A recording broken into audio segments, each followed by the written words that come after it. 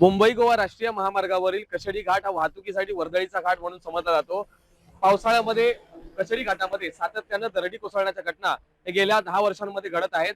आपण जर पाहिलं तर कशेडी घाटामध्ये रस्ता रुंदीकरणाचं काम सुरू असताना ठिकठिकाणी डोंगर कटिंग केलेले आहेत.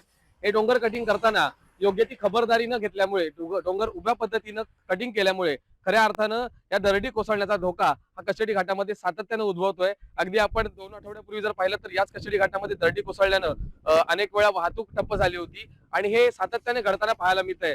ज्या ठिकाणी रिटेनिंग वॉलची गरज आहे त्या ठिकाणी देखील रिटेनिंग वॉल बांधल्या गेल्या नाहीत. त्यामुळे या दरडी कोसळलेल्या दरडी आहेत त्या थेट रस्त्यावर येऊन अनेक वेळा वाहनांना धोका निर्माण झालेला आहे आणि खरं तर जीवावर बेतून खऱ्या अर्थाने या कशेडी घाटातून वाहनांचा प्रवास सुरू आहे आणि हा प्रवास अतिशय धोकादायक आहे. त्यामुळे संबंधित प्रशासनानं या ज्या दरडी आहेत त्या कोसळणाऱ्या दरडींकडे गांभीर्याने लक्ष देऊन योग्य ती खबरदारी घेणं गरजेचं असल्याचं इथले वाहन चालक